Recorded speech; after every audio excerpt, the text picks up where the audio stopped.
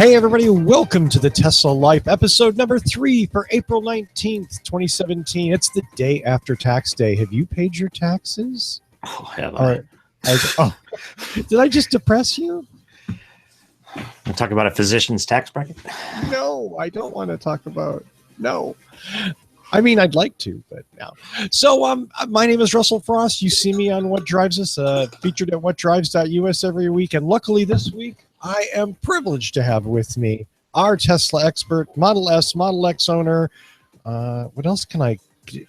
You invented 2 Model 3 reservation holders. There we go. 2 Model 3, not 1, but 2 Model 3 reservations because he's kind of cray. But nonetheless, he's my dear friend, Dr. Evan Fusker. Hey, everybody. Glad to be here this week. It's going to be Russ and I holding down the fort, it looks like, though. You know, I honestly think we're fully capable of holding down this fort. All right. Is that crazy? Is that assuming that is I can operate my iPad, which let's get right into the news that we have this week because we've got a whole bunch of Tesla stuff to discuss. Elon, in his own unique way, last week sent out a couple of tweets that rocked the Tesla world. And we learned that Tesla is going to unveil not 1, but 2 trucks in the coming 18 to 24 months. One, a tractor trailer, a semi truck, and the other, I guess, a full-size pickup truck. Yeah, he didn't really specify full size, but the biggest news I think is the fact that he's going to have this semi truck, and I think there's like you say, it really kind of got everybody's attention because there's, as usual, lots of questions and lots of potential with a semi and over the road truck that make it fully autonomous, and you eliminate a lot of crashes that tend to be very serious. You get rid of the limitations on drive times for human beings, and suddenly you have a vehicle that can run 24/7, going route to route, doing what it does, and theoretically very efficiently do that by reducing diesel use and further reducing fossil fuel use, at least going forward, potentially. So pretty neat idea. I think some of the questions that come up about it is, it's obviously going to require a massive battery. This is not even a $5,000 aerodynamic Model S that can slip through the air and make maximum use of the rather limited space it's got for battery capacity. But on the flip side, it's a gigantic truck that can hold a whole bunch of batteries and potentially be able to go relatively long distances with those batteries. But then how do you recharge them? Even plugging that thing in at a supercharger, you're looking at hours and hours and hours, depending on the capacity of the battery. A couple of things I've heard tossed about that are interesting to consider is perhaps there would be like a supercharger, multi-supercharger stations that you would go to, and separate packs within the main pack would be charged individually. So you'd plug into 10 different superchargers simultaneously, right. And they would all power the different packs. And then the other thing is Tesla's still got the technology for battery swapping. And I see no reason why a battery swap wouldn't be just about perfect in this application, where you are going to have people that need immediate swaps.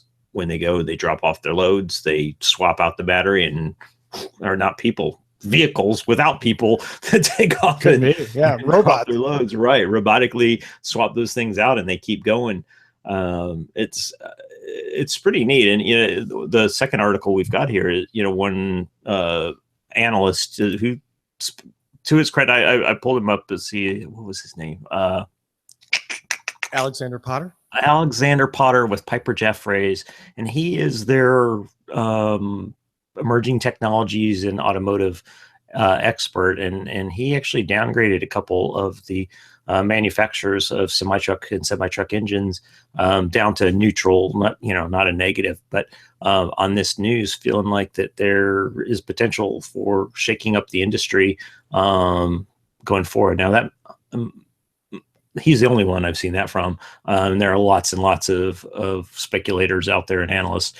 So I'm not sure how much weight to put in one guy's speculation that just wanted to get some press. But I think it's an interesting thought that in a couple of years, this is something to keep an eye on. If it looks like it's going to work and it looks like it can be done more cost effectively, that's what Elon specializes in. He brings rockets back from space and reuses them, and he does things that make the status quo work better and cheaper. And if he can do that in the transportation industry, particularly as the technology, who hardly anybody goes to brick and mortar stores anymore, right? So how do you make shopping online and shipping from around the world, around the country cheaper? You reduce transportation costs, and you bring that down. If he can make that fly, this is going to be a big deal in years to come. But I don't think it's going to be overnight by any stretch. But it's No. really interesting concept. But the people involved are highly motivated and have a lot of money. And we're talking about big companies that ship things constantly. So these people, if they see a savings, if it pencils out, as they like to say, Yep. they'll jump on it. There's no hesitation. And obviously, if you've got a distribution center with a big solar farm next to it, or maybe even on top of it, you can find ways of even getting your fuel, as it were, cheaper, maybe even free. And again, for those of us that just live in this country, the reduction in pollution is a huge benefit. Absolutely. Because commercial traffic is a huge part of that equation. I think the other thing that's interesting from this Barron's article is that they mentioned that the heavy truck market in North America and Europe is $100 billion annually. And that's what Elon's tapping into. Somebody wants a new truck. They want to be able to get something that's cleaner and it's more economical. Let's be realistic. Most of the companies are going to buy this. The clean thing is not going to be the main appeal. The appeal for them is going to be reduction in maintenance costs, reduction of fuel costs, and the possible autonomous driving aspects that could make the vehicles run more frequently than they do. Right. I think the maintenance cost is a good piece I didn't mention. That Sure. Those diesel engines are not cheap to fix and maintain, and you put electric motor in there that lasts the life of the vehicle and never has to have any oil changes or work every 10,000 miles or whatever they do on those trucks. That's a big deal. And they're in service all the time. They never go out of service 24/7, 365. You don't have any workers complaining or injuring their backs on the job and paying work comp. And there's a lot of potential savings in there that could shake things up if they can make this work. Absolutely. So, but here's the thing that I have to ask you, Evan. And so obviously the autonomous driving thing, the potential for semi-autonomous driving is perfect for commercial vehicles because of the fixed routes, the point-to-point distribution center deliveries that most of them do. They're not driving to random street addresses, most of them. Right. These are vehicles that travel between distribution centers on known routes, on major highways. So the problem becomes much, much simpler. But Right. Here's the difficulty, and we reduce the human liability because people, for very good reasons, they want to make money, they want to earn a living and pay their mortgage or whatever it is. Drivers drive too long, and it's always an issue with logbooks and keeping these guys on the road or women on the road, and whether or not they're paying attention and all of that. And sometimes there's aggressive driving issues. So if it's a robot driving, great, you eliminate those issues. But what about like inclement weather and other issues that affect trucks more severely than they affect passenger vehicles? Snow, ice, high winds, where a driver with judgment now, says, oh, maybe I need to go faster, go slower, get off the road and stop. Do you think the robots are up to that challenge? Maybe more so. I mean, you don't have a human factor. The computer is not going to feel pressure to get a delivery done on time, despite those factors. And that you can build computers that can measure road slippage and wind speed and anticipate things that are going wrong and adjust speed accordingly. And they're not going to get in a big hurry to pass people when they don't necessarily need to pass people. I don't know. Look, that's level 5 plus stuff right there, right? Sure. I mean, that's big deal moving on down the road. And I think you mentioned semi-autonomous, and I think certainly there's no way this is going to happen without a semi-autonomous step in the process. We're looking years and years and years in the future, but I think if semi-autonomous is successful with EVs and the development of autonomous driving continues and the delivery companies can see the potential, I don't see why it couldn't happen. I agree. I think this is the perfect application of that technology. More so than passenger cars, believe it or not. Maybe. So let's talk about a bad application of money. There's a gentleman named Doug Derwin who I don't know. I'm sure he's a fine gentleman. I'm sure he's good to his family and nice to his mother. But Mr. Derwin is a lawyer, described in this Bloomberg article. He's a lawyer turned venture capitalist. And apparently he's done quite a bit of successful investing and has quite a bit of money. Mr. Derwin has been funding. In fact, I'm going to put some of these pictures on the screen so that the viewers, can see what I'm seeing. Mr. Derwin's been buying billboards and actually has an entire media plan to convince Elon Musk to stop dealing with Donald Trump. While I'm is he a friend of yours, Russell? Yeah, no. While I'm sympathetic to Mr. Derwin's opinion, I do wonder if maybe like spending a few million on billboards and mobile billboards and ads in the New York Times and the Washington Post and the San Francisco Chronicle, if that's really, buying TV time, if that's really going to be like, it seems like he's just throwing money away. And you know what? We've seen venture capitalists throw lots of money away. So Evan, I'm sure you're 100% behind this.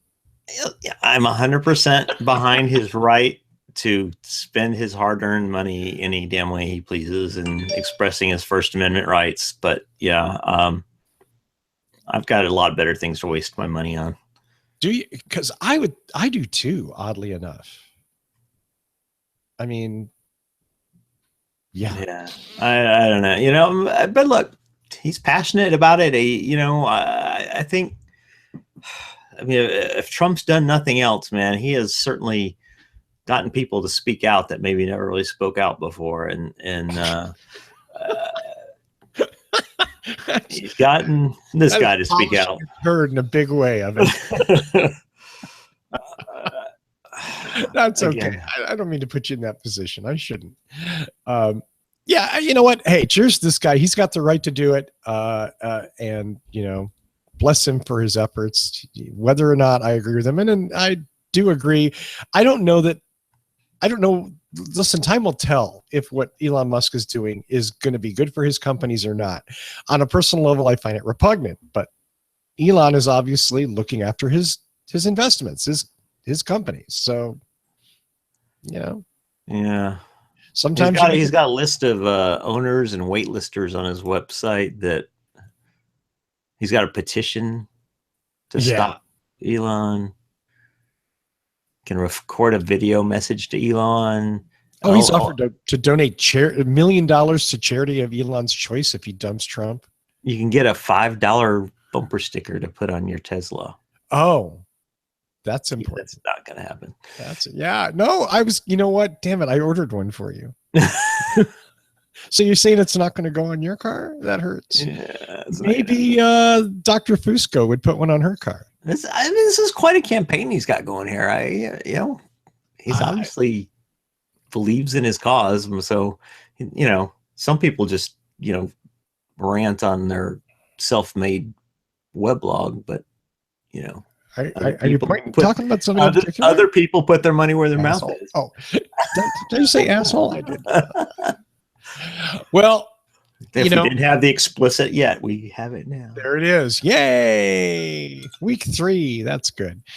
Let's talk about something else. And we alluded to this company earlier, but the president, oops, I just lost it. There it is.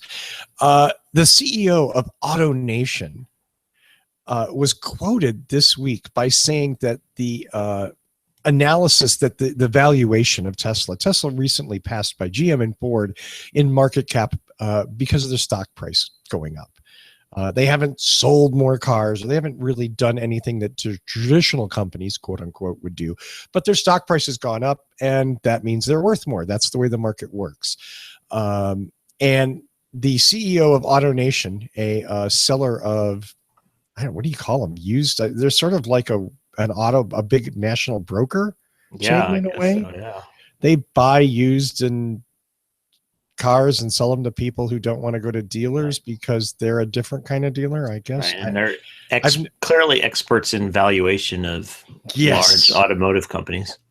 Yeah, it says that the valuation is, and I quote, inexplicable. And interestingly enough, in this tweet here that I'll show you. Why not share that with you, my friends? There it is. Someone hasn't read the Piper Jaffray analysis that explains why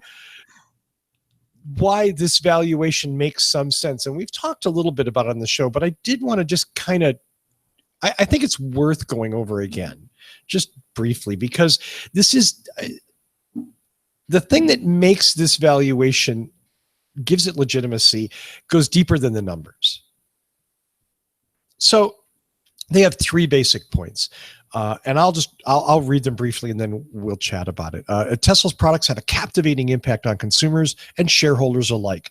This advantage will be difficult to replicate. Number 2 point, they sympathize with bears, but their arguably rational arguments probably won't matter. Sometimes even being right isn't enough. And the third point is increasing estimates on price target, upgrading to overweight, which is saying that they're looking forward to the Model 3 deliveries starting, and that will obviously back up the value. Evan, is that fair? Is that reasonable? Their analysis? I think so. I mean, look, this whole thing's like a game, right? I mean, it's like gambling. You can know all the statistics, and you can know what the chances of you hitting an ace on the river are. But that doesn't mean you're going to hit an ace on the river just because you bet the statistics. And these guys are doing that, and they make money when people believe them and buy into what they say. It's a good gamble here to bet on Tesla. They've proven to be pretty durable. But you're right, especially you look at that second bullet there, that they sympathize with the bears, but and they talk about all the things that the bears are worried about, but they don't really justify why it won't matter. Right? I mean, they say, yet because of its superior products, loyal shareholders, and inspiring mission, Tesla remains unscathed. Well, so far. Yeah, I mean, a lot of this narrative analysis goes to the fact, I think when it really comes down to it, is that pretty much most of these analysts sort of agree that cars are a huge market and have been for a century. Mm-hmm. But that doesn't mean that they will continue to be, that internal combustion vehicles will continue to be the best thing around for the next century. And they're seeing a company like Tesla being a leader, a pioneer, developing a brand and developing vehicles more than anybody else in the marketplace, and going, this is where the future is. And we may be crazy right now, but in 10 years, people are going to smack their foreheads. This is their thinking, at least, and go, what the hell were we thinking? Why didn't we see this? Yeah. I guess the thing I always wonder and think about, the big automakers are typically pretty cautious, right? They don't want to risk a lot. And so I think they're happy at this point to let Tesla take all the risks. And, you see them slowly like throwing out their things. Cadillac just, put its little autopilot type, I can't remember what they called it, autopilot type system into play. It's interesting that Tesla's that leader. and everybody else is taking license from Tesla once they've demonstrated success and they've demonstrated that there's a public interest. They're like, oh, okay, we'll do it now. But they're big enough and have enough money and have enough resources that I think they can play catch up pretty quickly in these things. So it'll be interesting to. I think Tesla is going to have to prove, probably with Model 3, that they can play with the big dogs. And because if they can't, they're going to get crushed. They're going to get pushed back down because these other companies are going to be able to catch up with them. It's not like they're going to sit still completely, even as much as they claim that hydrogen fuel cell vehicles are the future. Yeah, I mean, I do think that. I think there's value in companies that see the future, and there's less value in companies that have the money to go, look, someone else is taking charge, and then chase them. I mean, we saw that in the 70s and 80s with the American car companies chasing the Japanese and then Korean car companies. Yeah. First on fuel economy and then on quality. Yeah, maybe both. And like I said, so maybe my example is bad because you can look at a company like Sears and you look at some of these places that didn't rise to match what Amazon and some of these other online companies are doing, and they're dead. I mean, Kmart's dead, and Sears is dead. Montgomery Ward's has been long dead, but and even Walmart is now really, I think, struggling. They still have a little bit different market. But they are continuing to attempt to innovate to retain some of their market share and keep it from going to Amazon. And so I think that's what Tesla wants to model is they want to run away with this thing before anybody else has time to catch up. Right. And he's running as fast as he can, clearly. Yeah, and I mean, that's what you have to do, isn't it? I mean, I don't think that's the wrong thing. If you're going to be the leader, you want to be the leader way out in front of everybody. You don't want to have everybody biting your ass. Right. And Elon's recognized that. I mean, to his credit. And I think the retail example you gave is brilliant.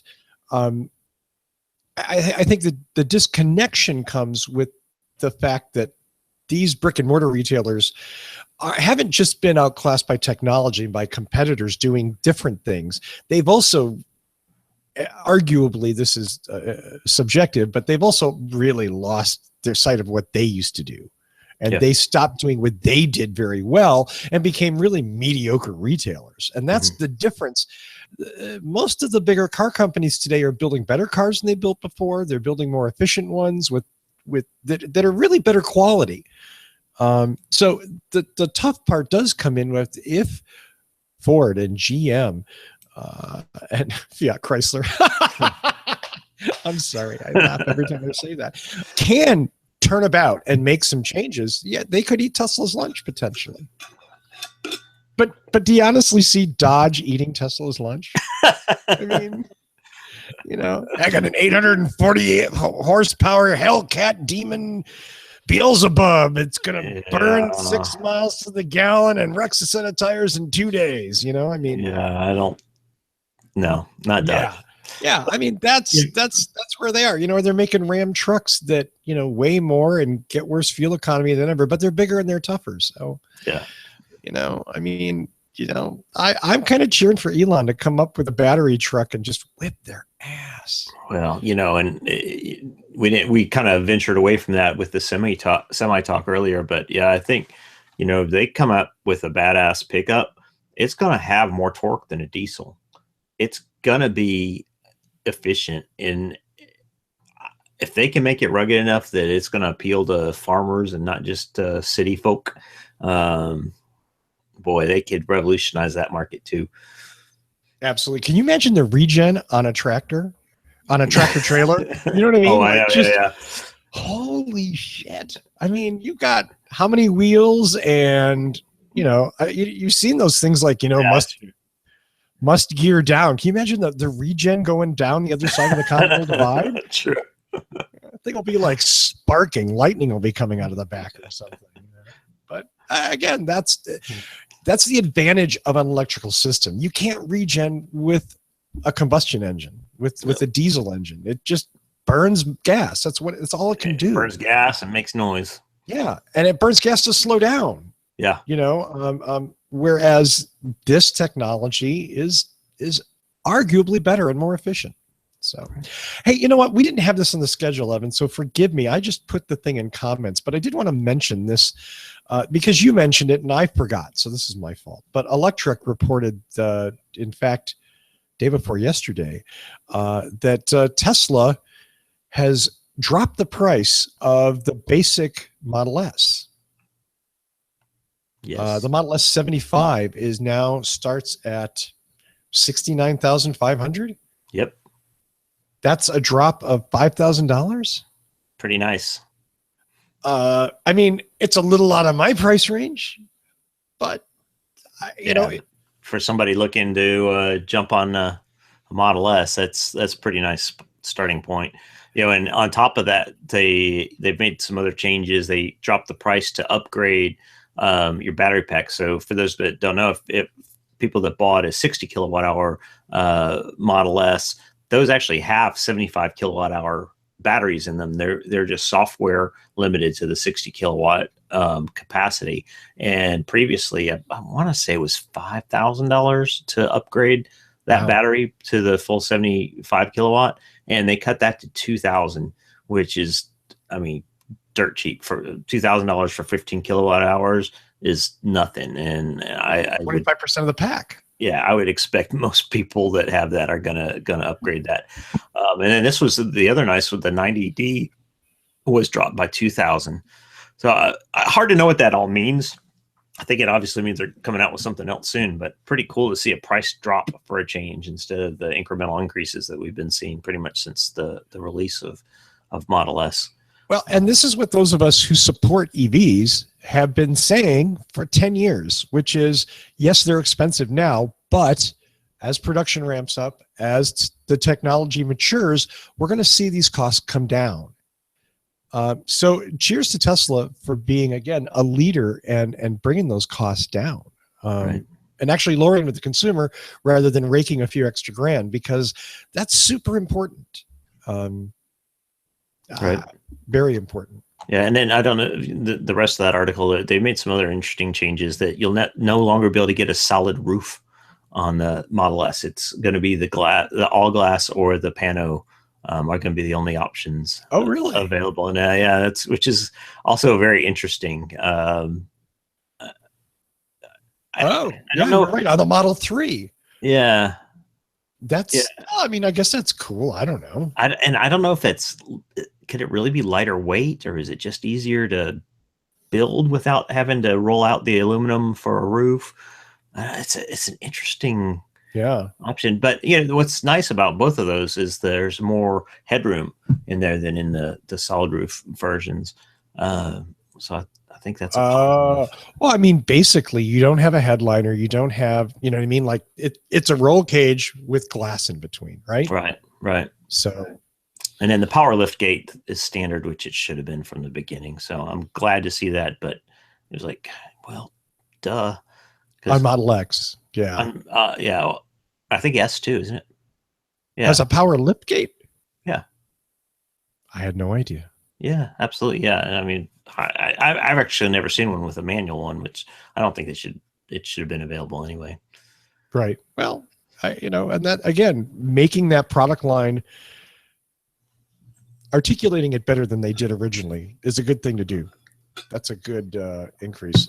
Speaking of small incremental improvements, there was in the news again, Tesla's make solar panels, and again, part of the reason for that valuation is that Tesla isn't just a car company. Tesla is, Solar City and energy storage with the battery packs. So they're a little bit more diverse, shall we say, in some ways than some of the other car companies. Even those other car companies make other products, industrial products and other things. So one of the things that Tesla's done is made the solar panel a little bit prettier. This isn't a revolutionary change, but you know what? It doesn't hurt to make things more aesthetically pleasing. And if you look at the picture on the screen, it's nice. It has like a little fascia piece, I guess, at the bottom. It's got a little beveled trim at the edges. Yeah, and the panels sit lower on the roof, it looks like. So, you know what? I'm all for prettier. Yeah, likewise. I mean, part of the reason we chose not to do solar on our current home is that to have enough panels, it was going to take this big, ugly solar farm essentially out in our yard, and as much as I could live with that, I'm not sure I could sell the house with that out there. Really? So I think the aesthetics matter to people. Just and you look at it, when Tesla innovated the Powerwall, those look like pieces of art when you slap those things up. Oh, and it can keep your house running for 3 days if the power goes out, on top of looking nice. So yeah, I think all that stuff does matter. And if you're torn between two and the prices are similar, I'm going for the prettier one. Yeah, absolutely. And there are people that will pay more for aesthetics too. I mean, there's nothing wrong with that. Sure. But I agree. You know what? If you got a choice between something pretty and something ugly, how many people go, "Oh, give me the ugly thing"? Right. Yeah, that's really offensive to me, but I want that. So finally this week, just the little fun things that I like to bring in that has nothing to do with cars whatsoever. But if you go to Lego Ideas, and we'll have a link on the Tesla Life Facebook page. That's facebook.com, the Tesla Life #1, just the numeral 1. You can vote for Lego to produce a SpaceX Falcon 9 kit. Yes, you can have your own SpaceX Falcon 9 rocket made out of Lego. Exciting things like deployable grid fins, deployable landing legs. It even has a second stage. Come on. That's cool. Who doesn't love Lego? And if you don't love Lego, well, I was going to say, no, don't. I won't say that. But, you should love Lego. There's nothing wrong with it. So you can go to this Lego page now and vote. It's not a current project, but Lego does this with various things that let people in the community. Is there a Lego community? I had no idea. Sure. Oh, apparently there is. But they suggest projects, and then Lego will, if they get enough votes, will actually make an official kit. So this is one of the ideas, and I think it's a cool idea. I mean, it's cooler than like a car. I'd rather have the Lego rocket. So there you go. If you love Lego and you love Tesla, go to facebook.com/the Tesla Life #1 and click on the link and vote for the SpaceX. They're a ways off though. They only have 2017 supporters, and they need 10,000. Yeah. Wow. Yeah, but they have 144 days. They have a lot of time. All right. And God knows there's another 8,000 Tesla fans out there somewhere, right? I gotta think. I guess maybe not SpaceX fans. Are Tesla fans SpaceX fans? Is that most of them? Yeah, there's a lot of overlap. Is that that's not like assuming too much or anything? I mean, if the Venn diagram, it's going to be 50-50 probably. Okay. I don't know. I mean, then I guess there's probably those libertarian Tesla owners that should be private. Oh wait, space is privatized. Yeah. Well, damn it. Who could have a problem with this? Politically and whatever. Right. Yeah. Who knows? I just want to make a rocket. That's all. No, I think it's cool. Evan, what do you have a Lego collection, Frost? You know what? It's funny you should say that. I got Legos when I was sick as a child. I went in to have my tonsils out. My parents gave me my first Legos when I was 5. I kept those up until about a year and a half ago. And Legos that I had accumulated over the years. About like one of those packing tubs, like the. Yeah. So yeah, and I sold them all. Just one packing tub? I'm sorry? Just one. I know people with garages. You're not a Lego person. No. No. Evan, are you coming out? No. I don't have the patience. I don't have the patience for it. Really? I get frustrated. Oh shit. I can't figure out what goes where, and I'm done. No. Your boys? No. No Lego in the Fusco house. No, I got a nephew that's a Star Wars Lego kid, but yeah. I know one of our listeners is a big Lego guy. Oh. Yeah. Well, there you go. Well, Shout cheers. Yeah, no, I mean I love Lego. I think it's totally cool. I'm not so much into the newer stuff, but just making things out of bricks, that's totally awesome. The thing that's not awesome, stepping on them when not wearing shoes. Indeed. About the second most painful thing that can happen to you without killing you. And first? I don't know. I just leave number one open for a rotating, You never like to claim that ultimate spot unless you really are sure. Well, is it more painful than driving your Tesla down a 500-foot cliff and surviving? Yeah. We had that. So we didn't do that story today, but that's we didn't. We could talk about it though if you want. I didn't think there was a lot to talk about, but it's pretty cool. Maybe next week. Yeah. Maybe we'll talk about that more in advance. But yeah, apparently a Tesla owner, his Model S went over a 500-foot cliff, and he survived. Walked away uninjured. Walked away. I want to see the details on that because that seems pretty crazy. You know what I mean? Like that's 500 feet's a long way. I'm guessing sliding is probably there must have been some sliding, tumbling. Probably lots of sliding, not much rolling, maybe because flying. Yeah, we tend to be, we humans are kind of delicate things, and it only takes so much of that before, that goes over. So anyway, enough with that. Hey, Evan, thanks for coming on the show. You got anything you want to plug this week?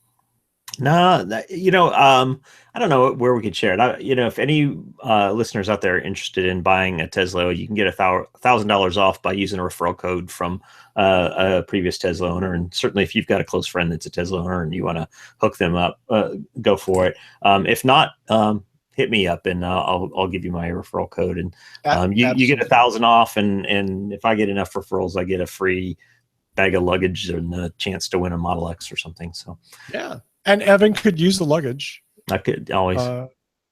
And yeah, we'll post that on the Facebook page, Evan. I'm sorry. Okay, you know what? You sent that like a week ago, and we need to do that. So, obviously, if you have a family member, a friend that's a Tesla owner that's in the referral program, support them. But if not, look at poor Evan. Think of Evan. Think of the Evans of the world. He needs some Tesla luggage. I don't. But look, I think it's good to save people money, and I've been a big advocate for a long time. So it's nice to get the little rewards from Tesla. I got some new rims on my Model S the other day that look really pretty and are only available to people that had 5 referral codes.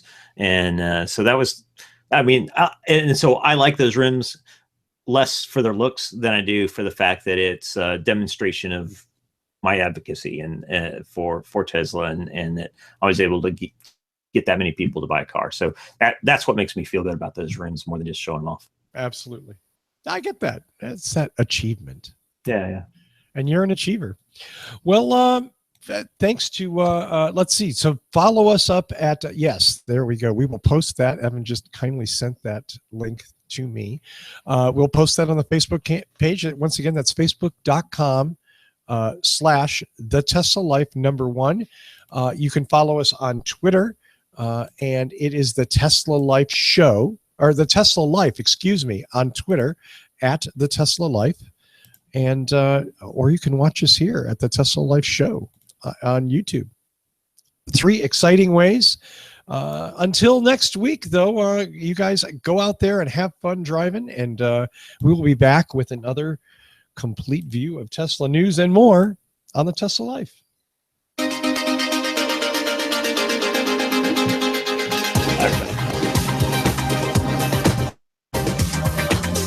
And thanks to Lee Moon for the soundtrack. Why? How did I forget Lee? Thank you, Lee. Lee Moon, our theme music composer.